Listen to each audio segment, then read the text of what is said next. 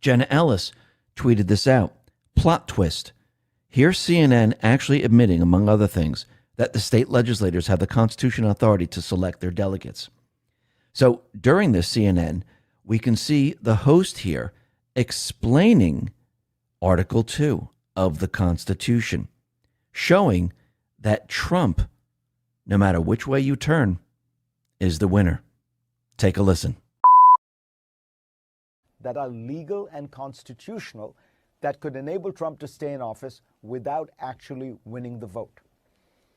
The system of electing the president is complicated because it was not designed to be directly democratic. The Constitution calls for states to choose the presidential electors, who in turn gather to vote for the president. Over time, states have passed laws that ensured their state's popular vote for the presidency would determine the electors. But those are laws, not a constitutional obligation. Now, imagine the scenario during election week.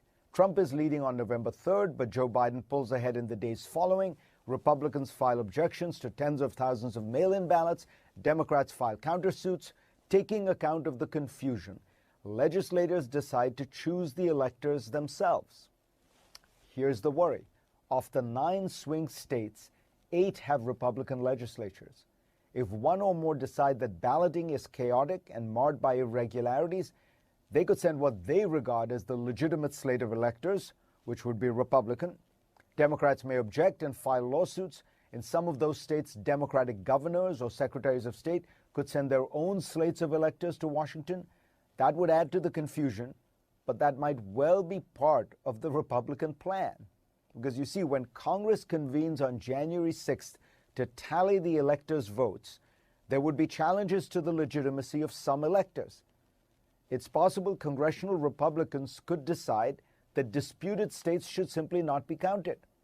Suppose in this scenario, Michigan's votes are invalidated.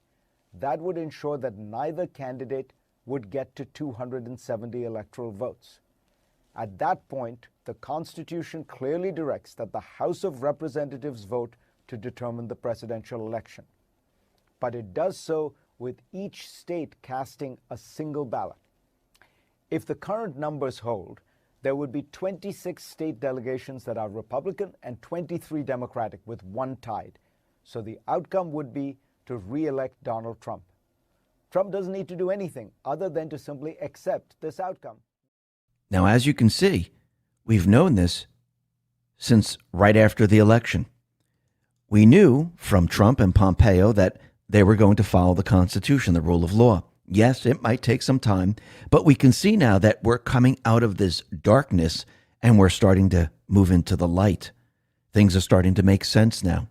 People are seeing something very different. The mainstream media, the corrupt politicians, they're panicking.